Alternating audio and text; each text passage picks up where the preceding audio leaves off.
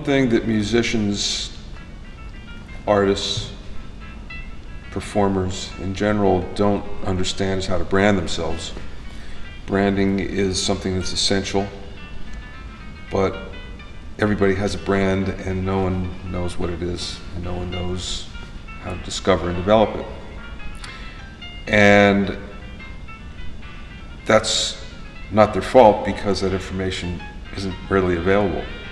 You can read a lot about branding, but mostly it applies to major corporations, or it applies to larger entities, but it doesn't apply down on a personal level or on a group level.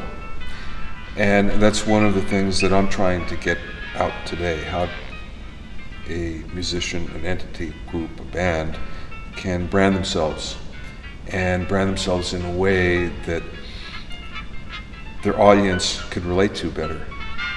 They can grow their audience. They could have an audience where maybe they couldn't originally before. So that's the one major concept, it's branding. Branding is really important. What is your art? There's a difference in music between an art and a craft, which not many people understand. Art is something you do for yourself, craft is something you do for everyone else. And in order for music to work well, for an artist to relate well and still have fun, you have to have a combination of both of those things. You have to have the craft part, you're doing it for someone else, but also the art, because if you don't do it for yourself, at least on some level, then you're never really happy. And I think everyone knows lots of musicians that aren't happy and yet are working. And you don't want to be that. You want to be someone who's working and really happy at what you're doing. So you have to balance that art against the craft.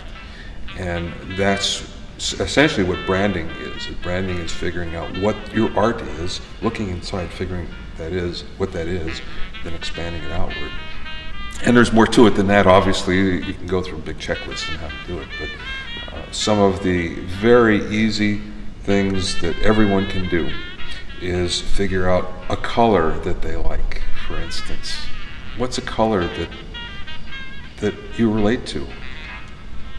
And then use it everywhere. Use it on your branding, use it on your website, use it on your traditional media, your traditional business cards, posters, things like that.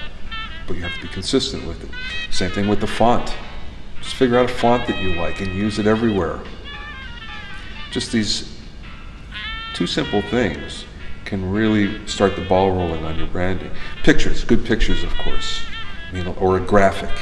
So you get these things and your brand suddenly begins to develop. That's the very, very initial steps that you have to do that even big brands miss sometimes.